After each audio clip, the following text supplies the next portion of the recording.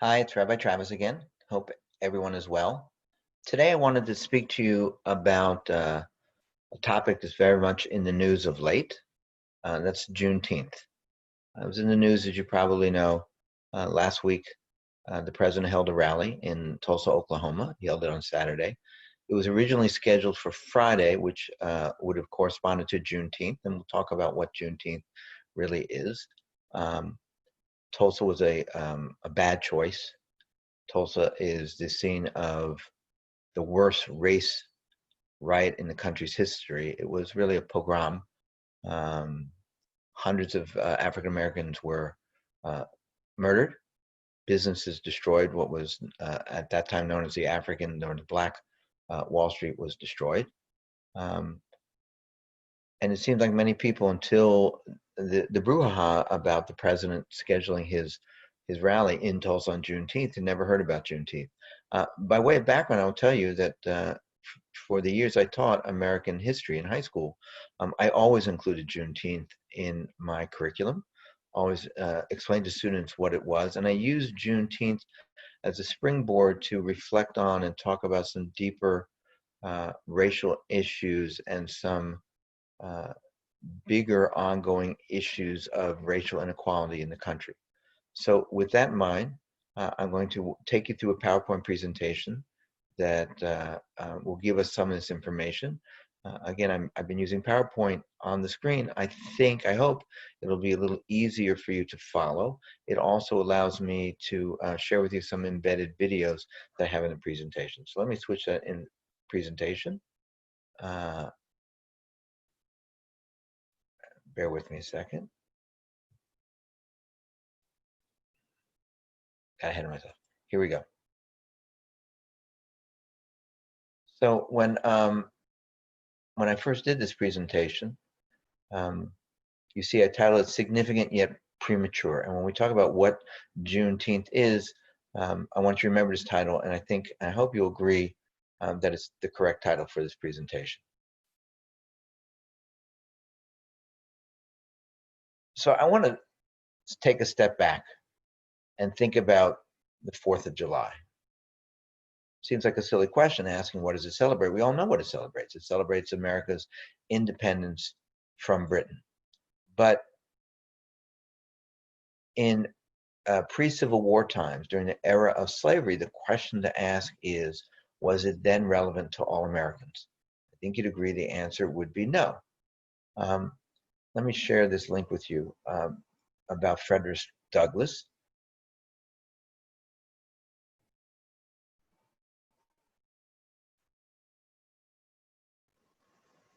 Frederick Douglass was an escaped slave who became a prominent activist, author, and public speaker. He became a leader in the abolitionist movement, which sought an end to the practice of slavery before and during the Civil War. After that conflict and the Emancipation Proclamation of 1862, and we're going to talk about that specific document, what it did and did not do, he continued to push for equality and human rights until his death. Frederick Douglass was arguably the best known and most famous American of his generation. If he wasn't the best known, he was certainly among the best known.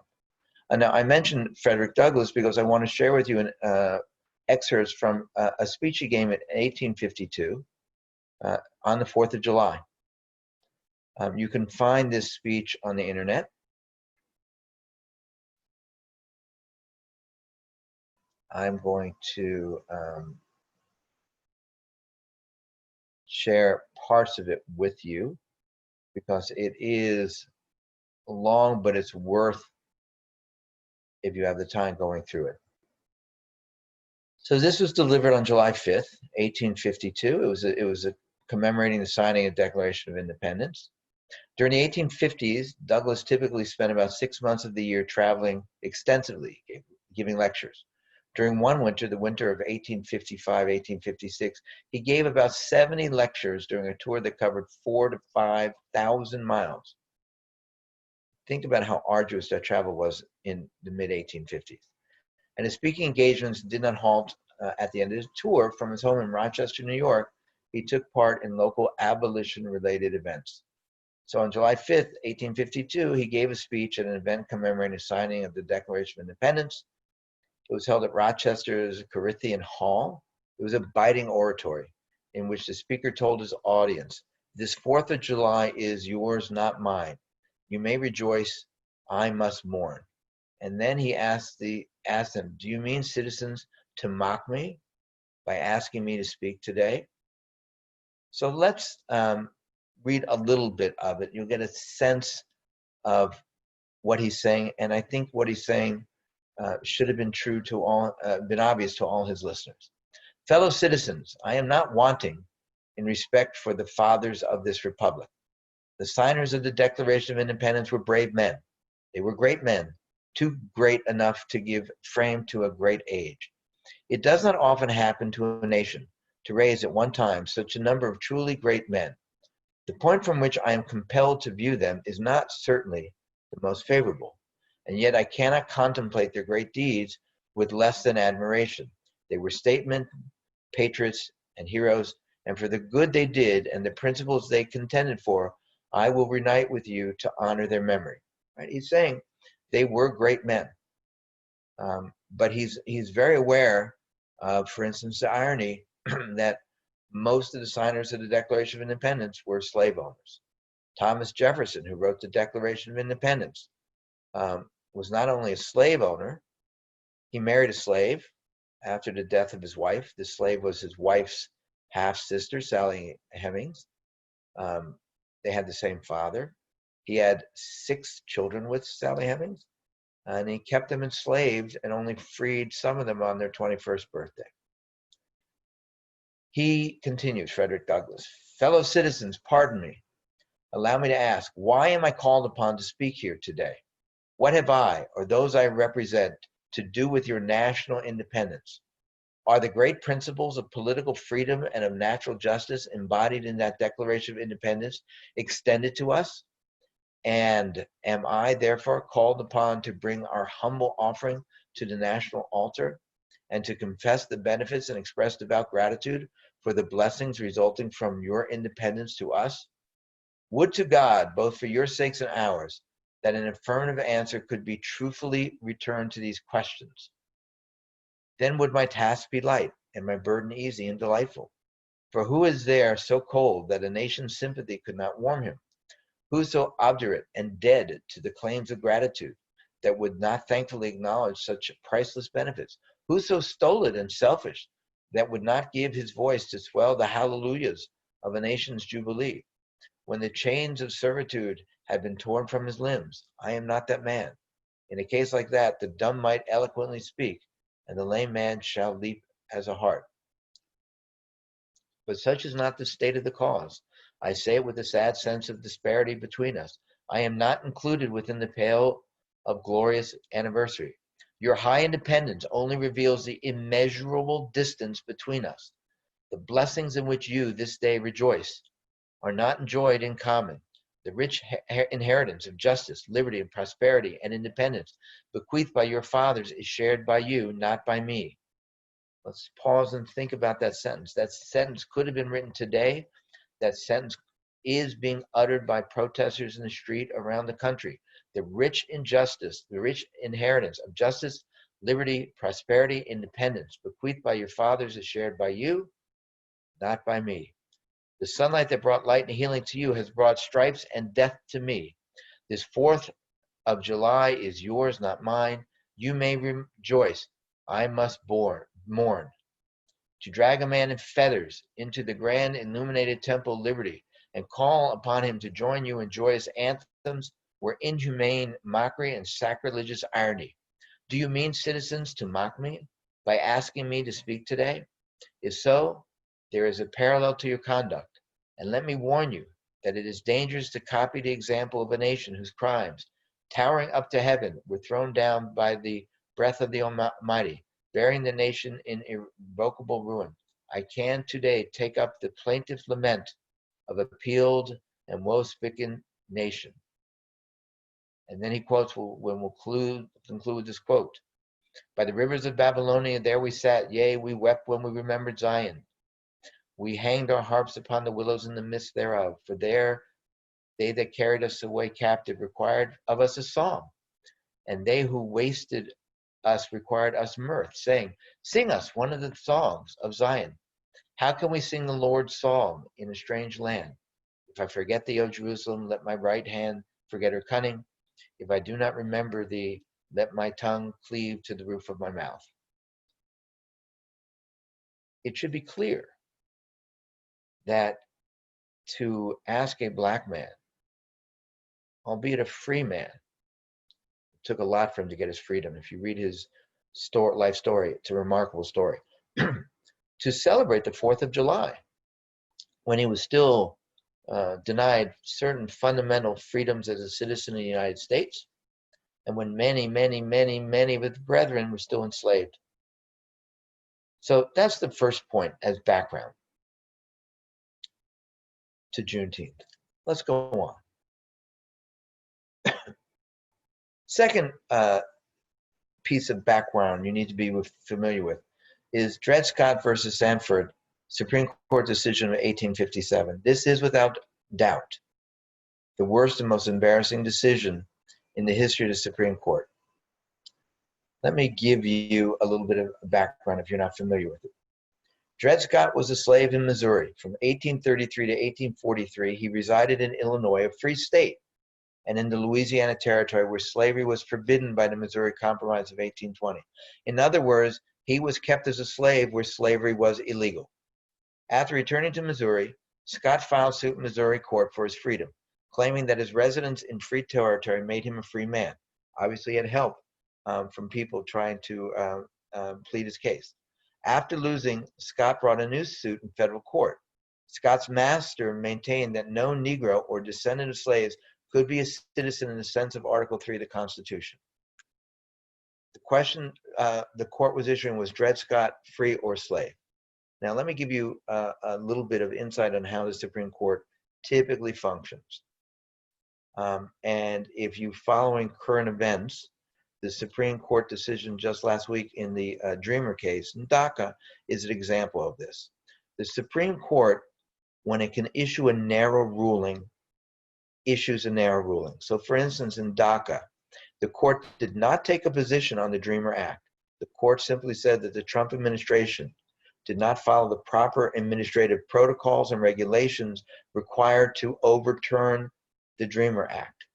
And therefore, the court ruled that the president's actions were illegal. Now, in this case, Sanford, the Dred Scott decision, the court could have taken a narrow ruling. And it ruled in, it made the following rulings. First, it said that Dred Scott had no standing. He could not bring a court case. Once you rule he has no standing, you throw out the case. There's no need to rule on the merits of the case. But the court went on and gave an incredibly expansive decision and a horrible decision. So after ruling that Dred Scott had no standing, it then went on to say that no African American, whether free or enslaved, had any citizen rights in the United States. It further went on to say that black slaves were not human beings, they were property. And therefore, any governmental action that would seek to free the slaves, that would seek to end slavery, would be in violation of the Fifth Amendment, which prohibits the federal government from taking any individual property. Okay? They also held that the Missouri Compromise of 1820 was unconstitutional because it said Congress cannot free slaves within federal territories. The opinion showed deference to Missouri courts, which held that moving to a free state did not render Scott emancipated. Finally, Taney ruled that slaves were the property under the Fifth Amendment and that any law that could deprive a slave owner of that property was unconstitutional.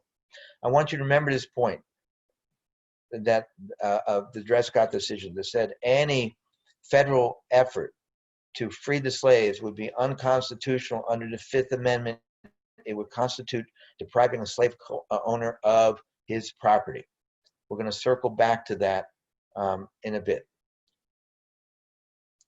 So Frederick Douglass is speaking in a time when the law of the land is that blacks cannot have citizenship, free or otherwise, born in this country or not, and that slaves are not human beings, they are property.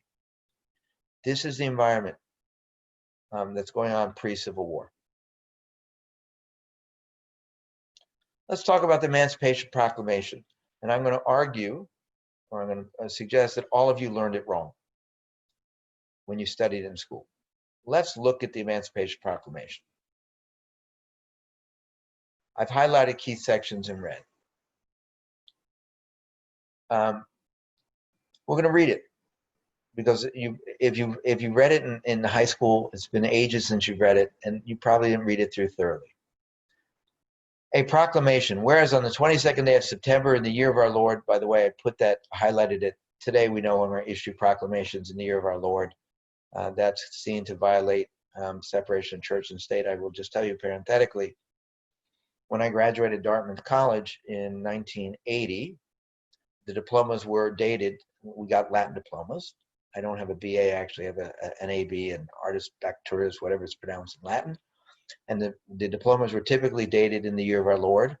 And I think 2 or 3 of us asked for a separate diploma that doesn't include the year of our Lord, because I don't count it as the year of my Lord because I'm Jewish. And they did that, right? So in 1862, in September of 1862, a proclamation was issued by the President of the United States containing, among other things, the following: that on the first day of January in the year of our Lord, 1863, all persons held as slaves within any state or designated part of a state, the people there whereof shall then be in rebellion against the United States, shall be then thenceforth and forever free, and the executive government of the United States, including the military and naval authority thereof, will recognize and maintain the freedom of such persons, and will do no acts to repress such person or any of them in any efforts they may make for all their actual freedom. The phrase in red, within any state or designated part of a state, in rebellion. Okay? Clearly, this didn't cover all the southern states that had not yet been captured by the Union Army. Lincoln was saying to the South, if you keep fighting against us, when we conquer your territory, we will free your slaves. Now, I'm gonna leave this for a second. I'm going to come back to this document because I want to show you a map to illustrate this point.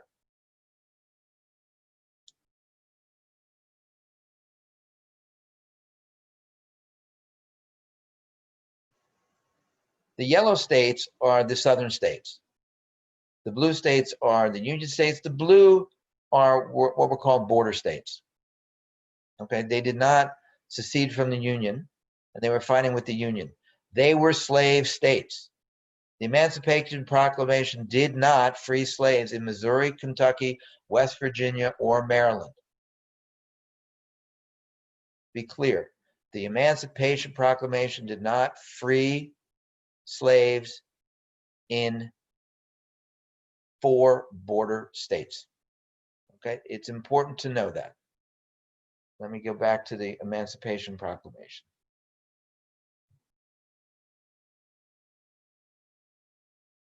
It continues that the executive will on the first day of January designate the states and part of states, if any, in which the people thereof respectively shall then be in rebellion against the United States, et cetera, et cetera, et cetera. Again, the point is, the southern states, come January 1st, 1863, if you are still waging war, when we conquer your territory, your slaves shall be free.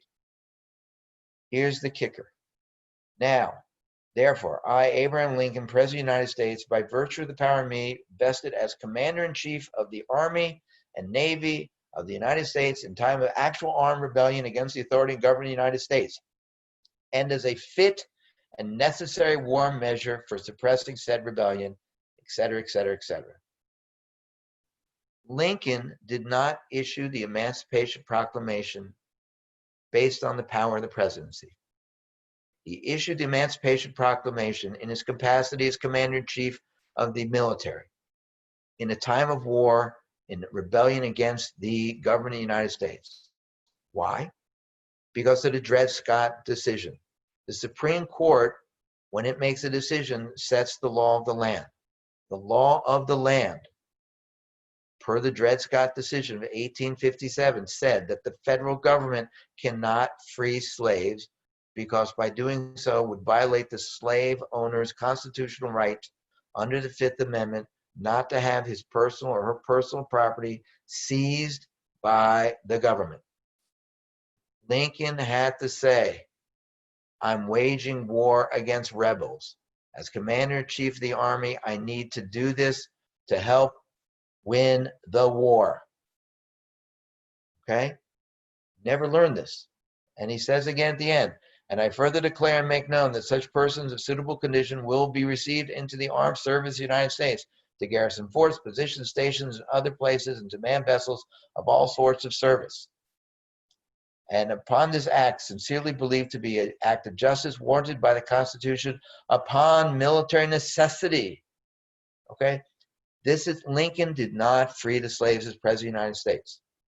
He said, as Commander-in-Chief, I will seize slaves that are necessary to win the war.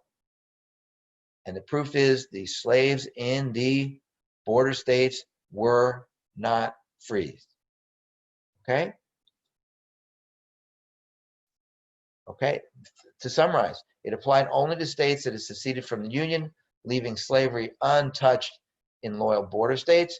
It also expressly exempted parts of the Confederacy that had already come under Northern control, meaning on January 1st, 1863, if the North already controlled, as it did, parts of Tennessee, the Emancipation Proclamation didn't apply to that either. It was going forward. When we capture your territory after January 1st, 1863, we will free your slaves. And most importantly, the freedom it promised depended upon Union military victory. So we think that the Emancipation Proclamation freed the slaves. It didn't. This is important to remember as we continue with our discussion, and we'll go forward. Now we're finally up to Juneteenth. What exactly is Juneteenth?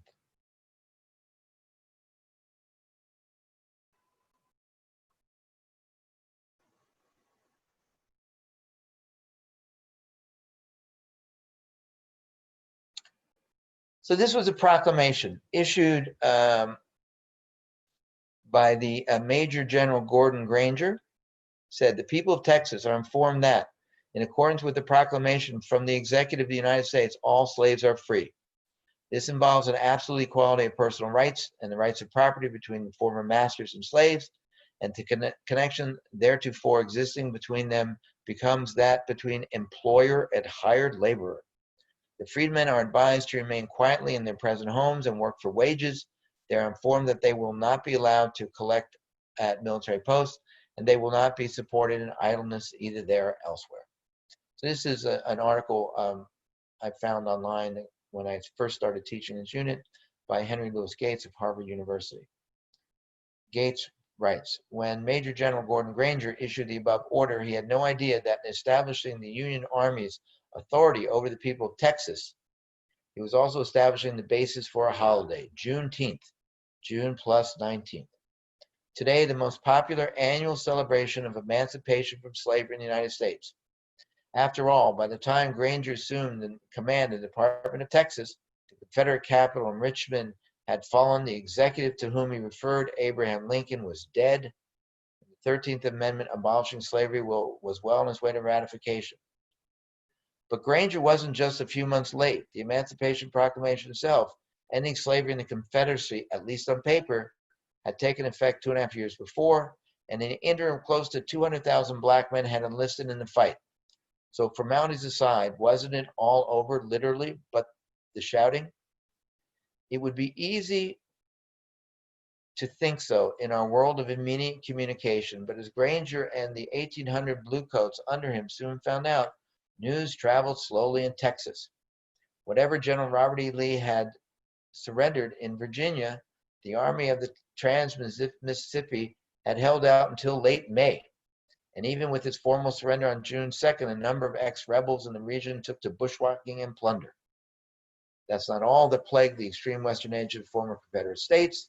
Since the capture of New Orleans in 1862, slave owners of Mississippi, Louisiana, and other points east had been migrating to Texas to escape the Union Army's reach.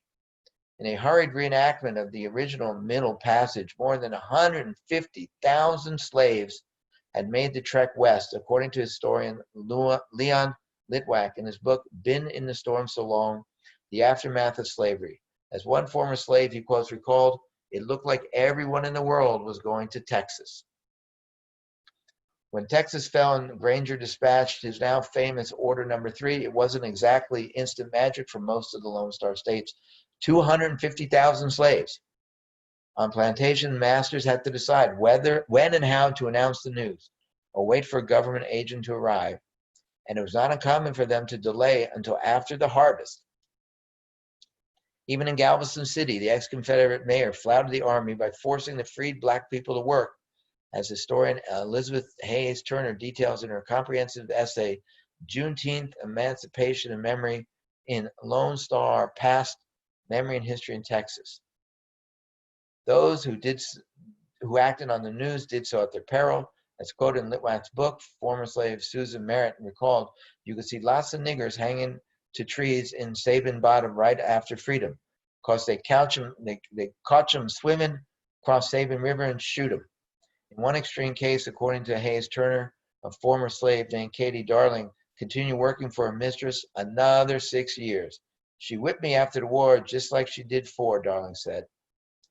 Hardly the recipe for a celebration, which is what made the story of Juneteenth all the more remarkable. Defying confusion and delay, terror and violence, the newly freed black men and women of Texas, with the aid of the Freedmen's Bureau, itself delayed from arriving until September 1865, now had a date to rally around. In one of the most inspiring grassroots efforts of the post-Civil War period, they transformed June 19th from a day of unheeded military orders into their own annual rite, Juneteenth, beginning 1 year later in 1866. The way it was explained to me, one heir to the traditions quoted in Hayes Turner's essay, is the 19th of June wasn't exactly the day the Negro was freed, but that's the day they told them that they was free. And my daddy told me they whooped and hollered and bored holes in trees with augers and stopped it up with gunpowder and lit, and that would be their blast for celebration. That in brief is what Juneteenth is about. Forgive me for reading and using the N-word in context. Gates wrote it. I just read it. So Juneteenth is not the day slavery ended. I would argue that the Emancipation Proclamation, January 1st, 1863, is not the day slavery ended either. Slavery ended legally with the ratification of the 13th Amendment, which we're going to talk about shortly. Let's go back to our presentation. And this is what I want to talk about, the post-war amendments. I know when I taught, again, American history, and I covered the Civil War, I didn't spend a lot of time on the Civil War per se. I remember I had a student whose father is a very, very, very accomplished history professor at Emory University, a colleague of mine. And I was chatting with him many years ago, and he explained to me that he always loved history, but he almost gave up his love in middle school when he had a teacher who covered the Civil War, required the students to remember the dates and location of every major battle in the Civil War, including casualty counts on both sides and the names of the commanders of both sides.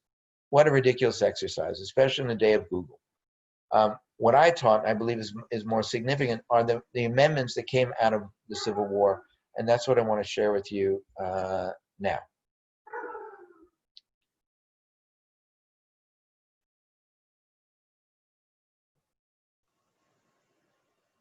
So the first post-war amendment is the 13th Amendment, slavery abolished. It says very clearly, neither slavery nor involuntary servitude, except as a punishment for crime, whereof the party shall have been duly convicted, shall exist within the United States or any place subject to their jurisdiction. Understand, Lincoln pushed hard. for the 13th Amendment. Lincoln was not interested in signing a peace treaty with the South before the Congress passed the 13th Amendment. If you've not watched the movie Lincoln by Steven Spielberg, it's all about this. It's about the last 4 months of Lincoln's life. It's a brilliant film. It's a moving film. If you have Netflix, I'm pretty sure, or Amazon, it's got to be one or the other. But Lincoln would not, despite the great pressure on him, would not come to a peace treaty with the South until the 13th Amendment was ratified. And it's simple. If the war ends without the 13th Amendment, the Emancipation Proclamation ends because the war's over. The law of the land reverts back to the Dred Scott decision, which means that the federal government can't free slaves, but even worse than that, it would mean that the slaves that were freed under the Emancipation Proclamation could have been re-enslaved by their former owners, because the Dred Scott decision said that the federal government could not free slaves. It would be a violation of the Fifth Amendment. The 13th Amendment has to be passed by the Congress before peace could be made with the South. And that's what Lincoln accomplished. Now, just as a reminder, amendments have to pass by vote of 2/3 of both the House and the Senate, and they have to be ratified by 3/4 of the states. So the 13th Amendment was passed by Congress in the spring of 1865, and it moved through ratification fairly quickly. It was ratified by the end of 1865. By the end of 1865, 8 of the 11 Confederate states had also ratified it. Part of being readmitted to the Union was a condition that you ratify the 13th Amendment. It was ratified in 309 days, which is pretty quick. Eventually, all the states except for Mississippi ratified the 13th Amendment after war. Mississippi was the lone holdout. It took until 1995 for Mississippi to ratify the 13th Amendment. So when people talk about systemic racism in the United States, that a state would not ratify the 13th Amendment banning slavery until 1995, I think speaks volumes. Now, the southern states essentially took the attitude, you may have freed the slaves, but we're not going to give them any rights. So Congress then had to pass the 14th Amendment, which says, the main part is the first clause. All persons born and naturalized in the United States and subject to the jurisdiction thereof are citizens of the United States and the states wherein they reside. In other words, if you were born in the United States territory, you're a U.S. citizen. If you're naturalized, you're a U.S. citizen. You have all the rights that go with citizenship. The amendment continues, no state shall make or enforce any laws which shall abridge the privileges or immunities of the citizens of the states, nor shall any state deprive any person of life, liberty, or property without due process of law, nor deny to any person within its jurisdiction the equal protection of laws. In other words, the South said, all right, you're free, but you have no citizenship rights. And Congress said, well, no, we are extending them citizenship rights. Now, it's worth noting that other than the first 10 amendments, which constitute the Bill of Rights, the famous Bill of Rights, the 14th Amendment is the most important of the amendments. The last part of its first clause, which says, no state shall deprive any person of life, liberty, or property without due process of law, is a due process clause, or deny any person within its jurisdiction the equal protection of the laws, it's called the Equal Protection Clause, are very, very important. So, for example, something that had nothing to do with giving the slaves freedom, but when the Supreme Court in 2015, if I'm remembering the date correctly, said that same-gender marriage is constitutional and it could not be banned by the states based on the 14th Amendment. It says that you cannot deny any person within its jurisdiction equal protection under the laws. Heterosexual couples had the right to marry, and the Constitution said denying gay couples, same-gender couples, the right to marry deprives them of equal protection of laws. Okay. So Congress says slaves are free. The state says, nah, we're not giving them citizenship rights. Congress passes the 14th Amendment and says they have citizenship right. The states then say, okay, great, but we're still not going to let you vote. Now we have the 15th Amendment. The rights of citizens of the United States to vote shall not be denied or abridged by the United States or by any state on account of race, color, or previous conviction of servitude. Pretty clear and straightforward, you would think. We're going to talk a little more about this, but it took until 1965 with the Voter Rights Act of 1965 and the passing of the 24th Amendment, which banned poll tax in the South for blacks in any significant number to vote in the South. Almost 100 years. So 13th Amendment freed the slaves, Southern states not convinced. 14th Amendment gave them citizenship right, Southern states not convinced. 15th Amendment gave them the rights to vote, Southern states not convinced. We're going to talk a little more about that. But these amendments are what the Civil War boiled down to, because perhaps a lecture for another day, despite revisionist history, the Civil War was all about slavery. The South seceded for slavery. If you want a really good example, and you can find this online, you can look up a side-by-side comparison of the Constitution of the United States and the Constitution of the Confederate States of America. There are two major differences. It's a minor difference, but two major differences between the two documents. The two documents are so similar. The president of the Confederacy served one term of office, and he was limited to a 6-term term of office. In the Union, presidents served for 4 years, and until the Congress amended the Constitution after FDR was elected 4 times, presidents could serve as many terms as they wanted. The other significant difference, the Constitution of the Confederate States said that no state could free slaves. It would be a violation of federal law in the Confederacy to free slaves. If that doesn't make it clear that the Civil War was about slavery, I don't know what does. So let's talk about the period after slavery called Reconstruction.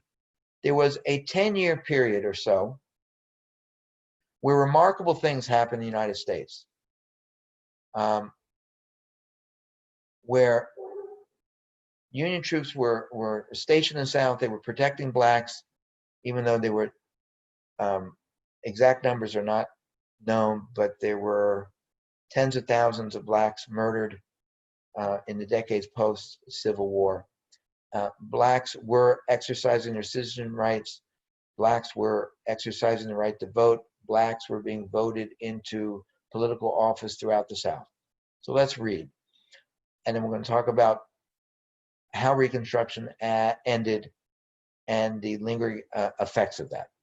One of the most important aspects of Reconstruction was the active participation of African Americans, including thousands of former slaves, in the political, economic, and social life of the South. The era was, to a great extent, defined by their quest for autonomy and equal rights under the law, both as individuals and for the black community as a whole. During Reconstruction, some 2,000 African Americans held public office from the local level all the way up to the U.S. Senate, though they never achieved representation in government proportionate to their numbers. Blacks made up the overwhelming majority of Southern Republican voters, forming a coalition with carpetbaggers and scallywags. These were derogatory terms used in the South for recent arrivals from the North, and those were carpetbaggers and Southern white Republicans who sided with them. As an aside, carpetbaggers are a myth. This notion that people came to the South from the North to take advantage and make fortunes. The South was devastated, war-torn. This is part of the revisionist history to show how the South was suffered at the hands of the North. These carpetbaggers and scallywags. Scallywag is just, these are derogatory terms you'd say to white people in the South during this time. A total of 265 African-American delegates were elected, more than 100 of whom had been born into slavery. Almost half the elected black delegates served in South Carolina and Louisiana, where blacks had the largest history of political organization. In most other states, African Americans were underrepresented compared to their population. In all, 16 African Americans served in the U.S. Congress during Reconstruction.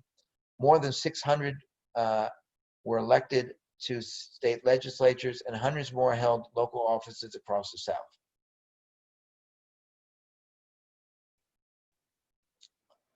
Racial violence in the Reconstruction period took three major forms: urban riots, interpersonal fights, and organized vigilante groups. There were riots in southern cities several times during Reconstruction.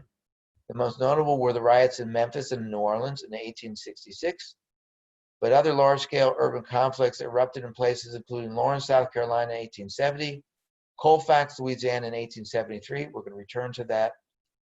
Another New Orleans in 1874, Yazoo City, Mississippi in 1875, Hamburg, South Carolina, 1876.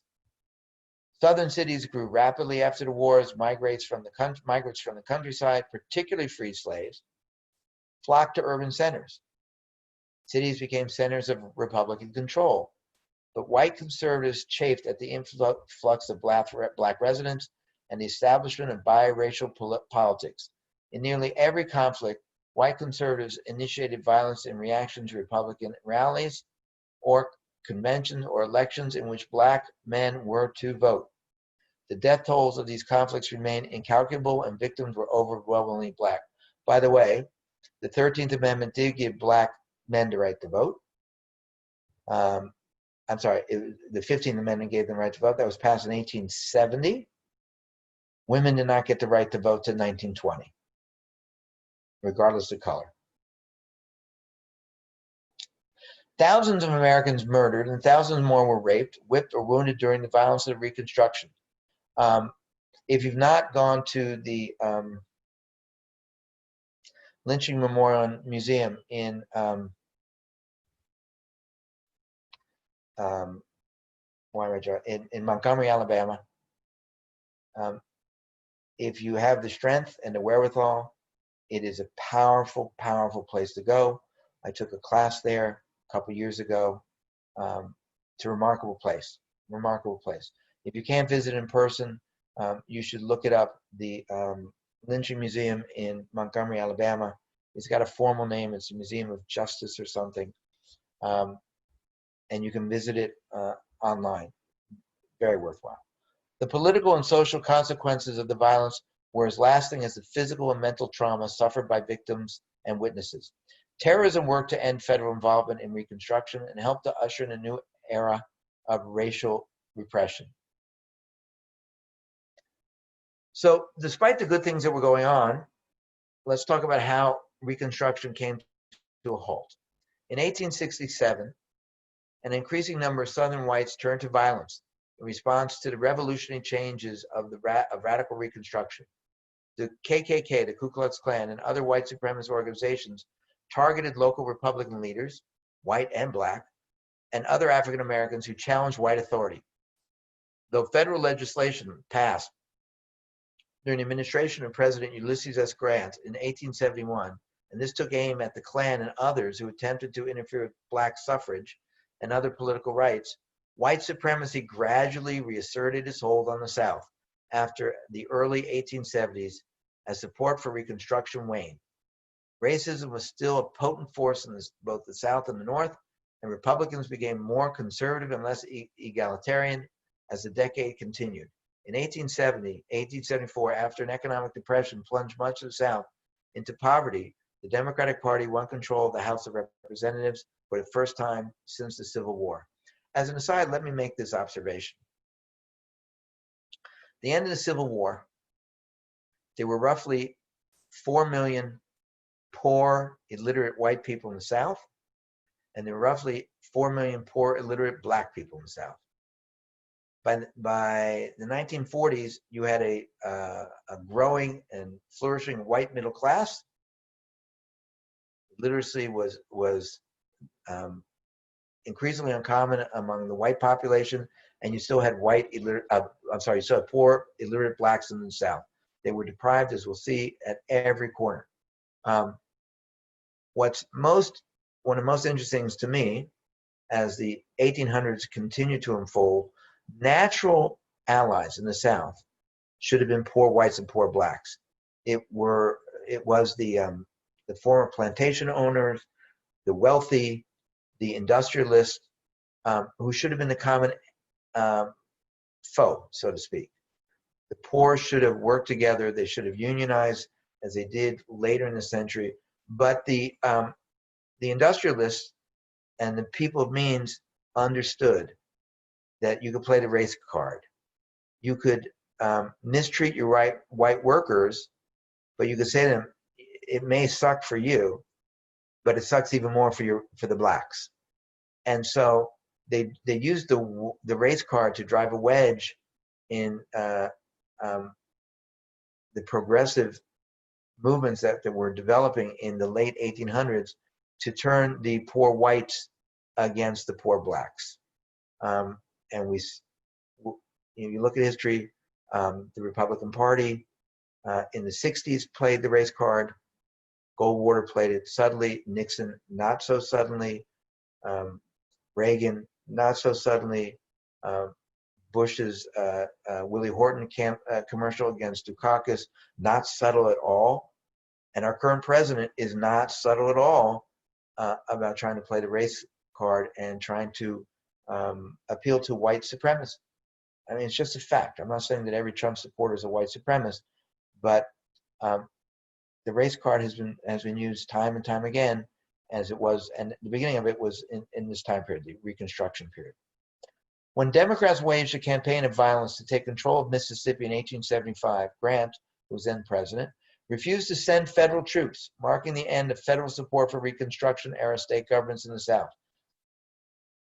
Without the federal troops to protect them, the blacks in the South had no leverage. By 1876, only Florida, Louisiana, and South Carolina were still in Republican hands.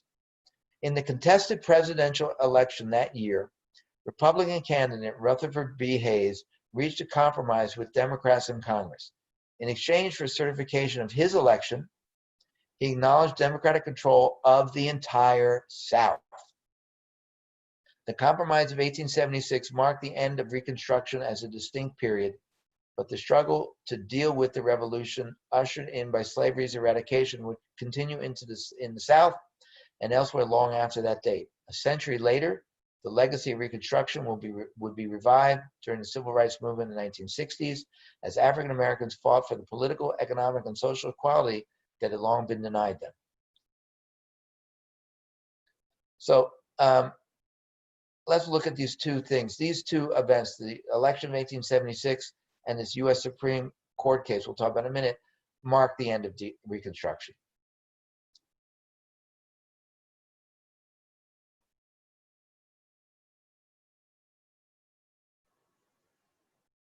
So by 1873, Republicans were losing their enthusiasm for protecting black rights, despite the presence of federal troops sent in by President Grant to protect black voting rights. White Democrats effectively resumed campaigns of violence and intimidation to suppress the Republican vote, with clearly observable effects depicted in this map. Okay?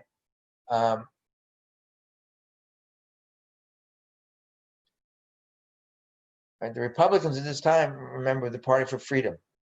The party switched.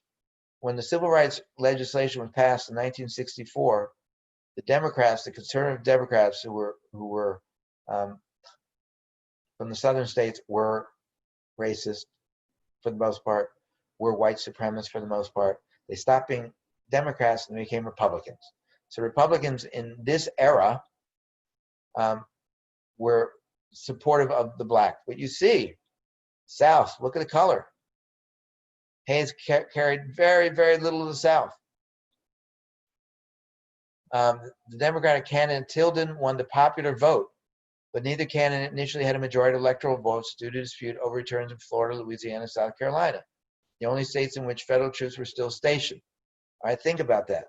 Federal troops were in those three states, means blacks could vote in those three states, so you probably had fairer elections in those three states. But this was a case where the winner of the popular vote didn't win the election. Donald Trump didn't win the popular vote, but he won the Electoral College. The problem here was that neither candidate had a majority of electoral votes because they had more than two people running. Okay? So when you don't have any candidate have a majority of the electoral votes, the Congress decides. So this is where they cut the deal. Aide said, if you elect me president, I'll take out all federal troops.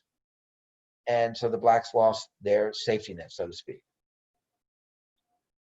The other significant event, and in certain ways had a longer lasting impact, is this United States Supreme Court decision, U.S. versus Cruikshank.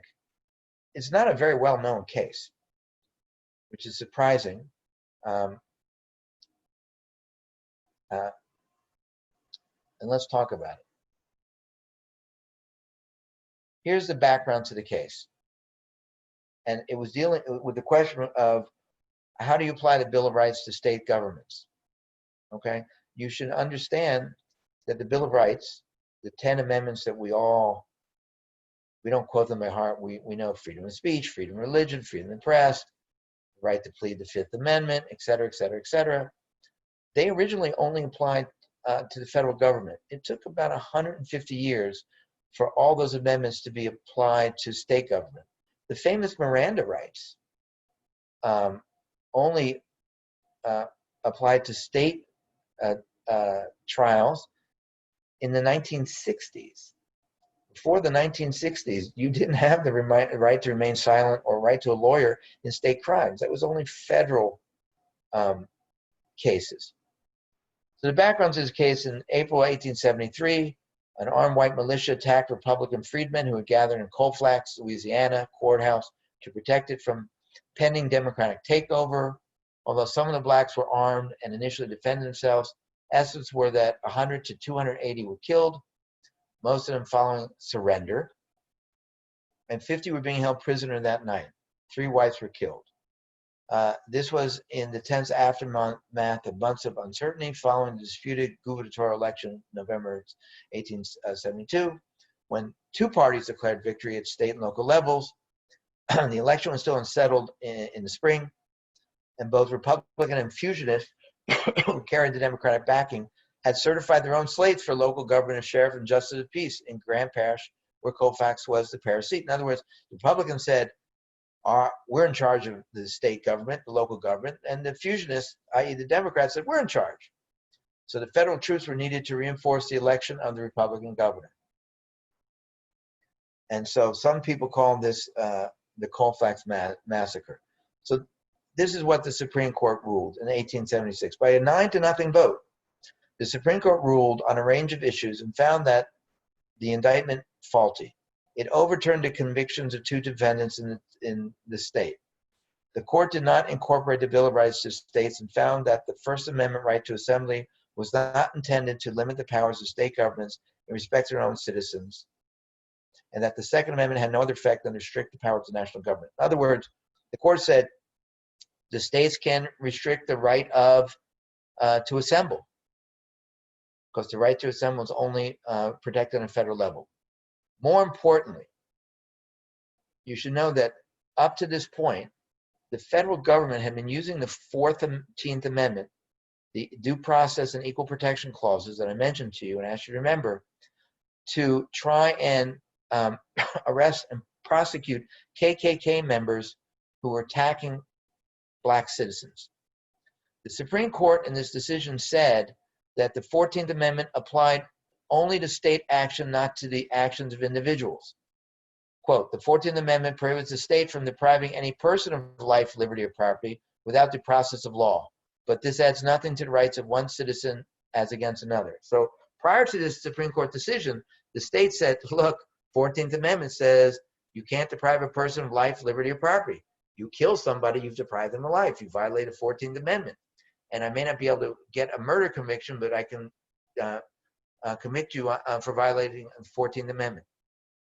Supreme Court said no, you cannot arrest and prosecute individuals based on the 14th Amendment. It would be in the 1960s, again, with the Civil Rights Act, where the federal government and the courts reversed this. And the federal government would bring civil cases against people in the South when the state governments would not convict them of murder. Okay, so between the rigged election and the deal that withdrew federal troops from the South, and this case, which deprived blacks of protection of 14th Amendment, Reconstruction was over, and the lives of the blacks got in the South got noticeably worse. I want to play for you a few short video clips that come from a book called Slavery by Another Name. It's a Pulitzer Prize winning book that looks at the period post Civil War through the Civil Rights era. I will tell you, before I discovered this book, and by the way, it's a documentary. If you Google Slavery by Another Name, it's a 90-minute PBS documentary of the same name. The author, James Blackman, lives in Atlanta. I had a chance to meet him, and he came and spoke to my high school. But before I read this book and fully appreciated what was going on, I sometimes would ask myself or think to myself why it took the African American community until the 1950s to stand up for themselves and demand equal rights. After reading this book, it wasn't a question of why did it take so long. The question was, where in the world did they find the courage and the bravery to stand up for themselves? So let me play a couple short clips. I hope these video clips will load.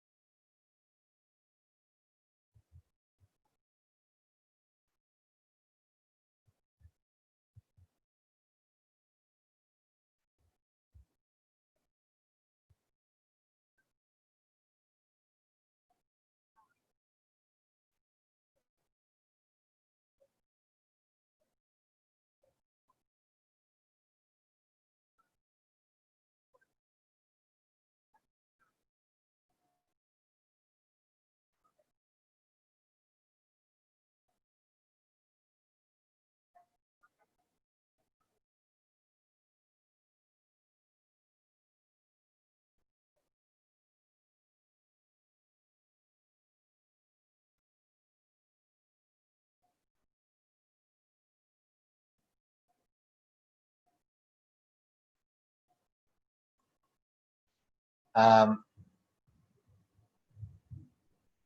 let me play another clip. I apologize if the volume is a little low.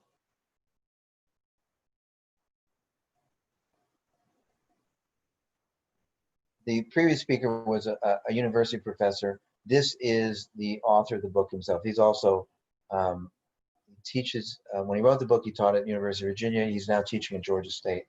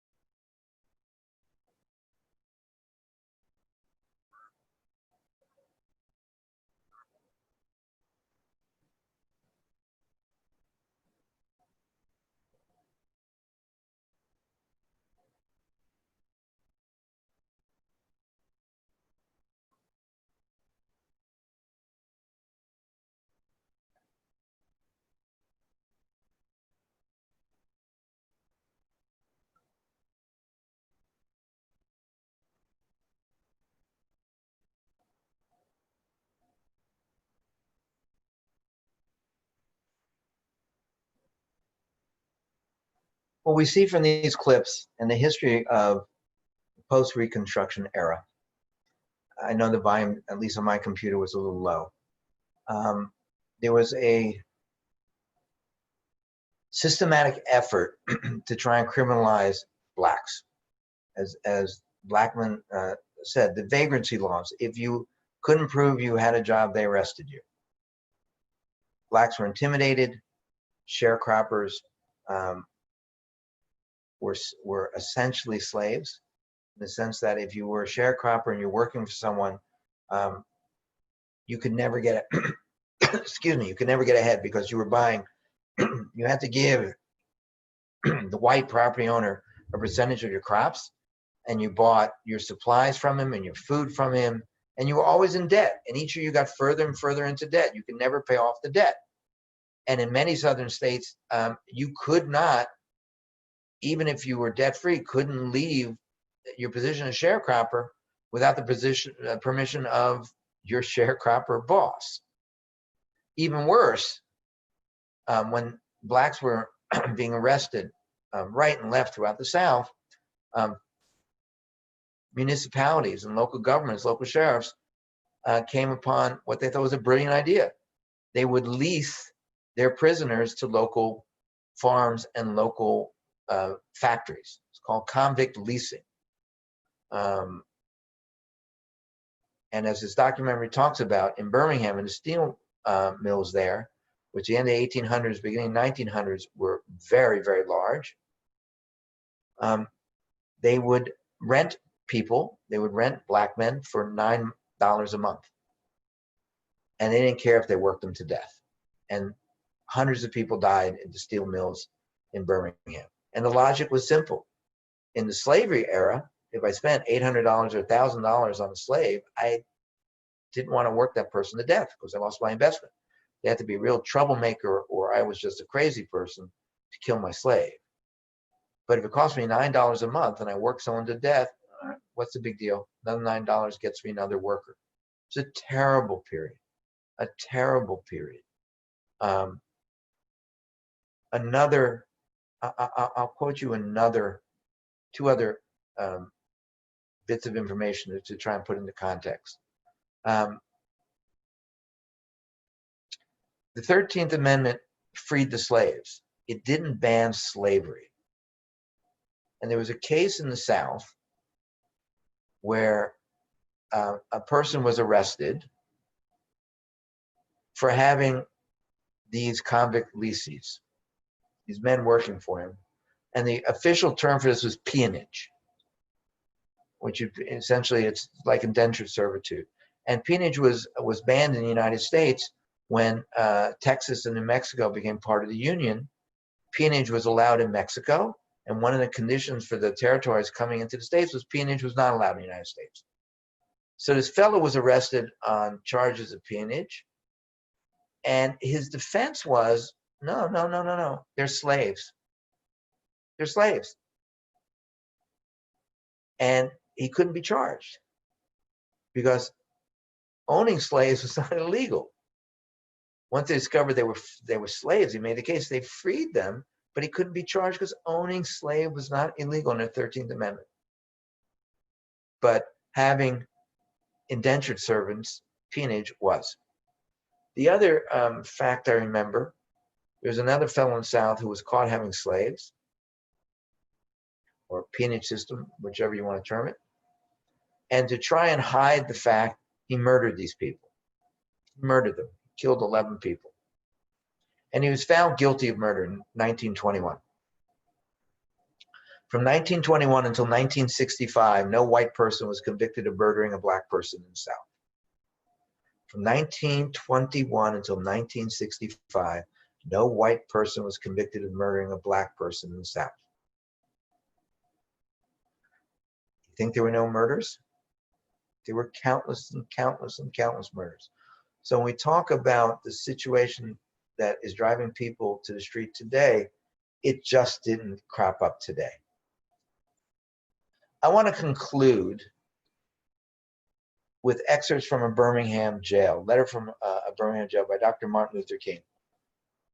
This is one of the most powerful Um, oh no, bear with me. Let me look up. Um, I didn't test the link.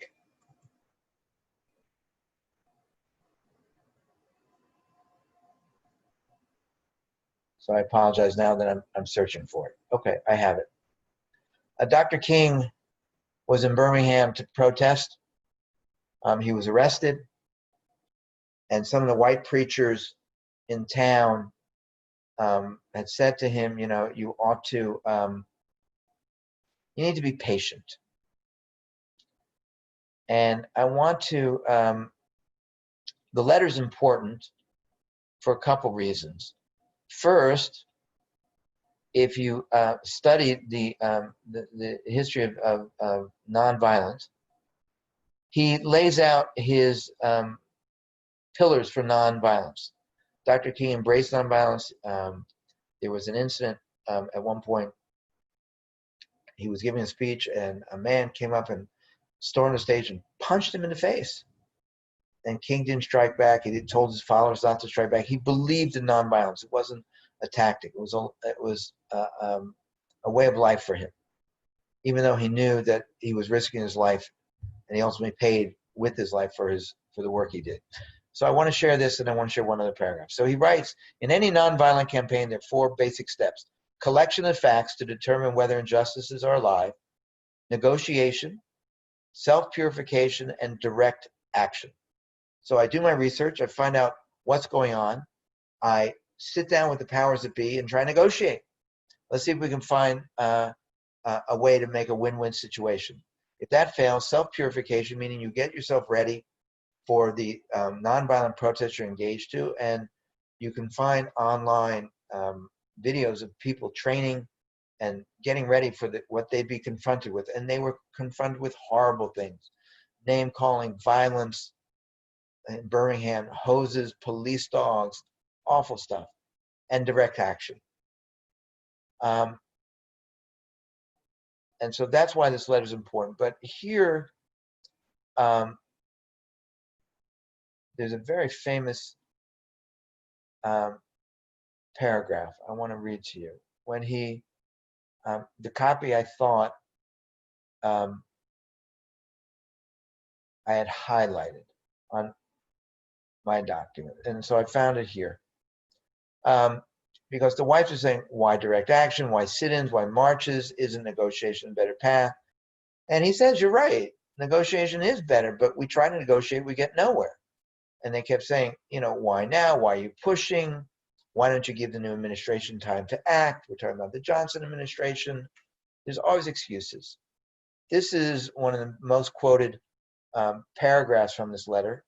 I'd urge you to find the entire letter. It's a long letter, but it's worth reading. But this is the one that's most quoted, and I think it's one that is most relevant for the times we currently find ourselves in right now. This could have been written this week. We know through painful experience that freedom is never voluntarily given by the oppressor. It must be demanded by the oppressed. Frankly, I have never yet engaged in a direct action movement that was, quote unquote, well-timed, according to the timetable of those who have not suffered unduly from the disease of segregation. For years now, I have heard the word wait. It rings in the ear of every Negro with a piercing familiarity. This wait has almost always meant never. It has been a tranquilizing thalidomide, relieving the emotional stress for a moment, only to give birth to an ill-formed infant of frustration. We must come to see, with the distinguished jurists of yesterday, that justice too long delayed is justice denied.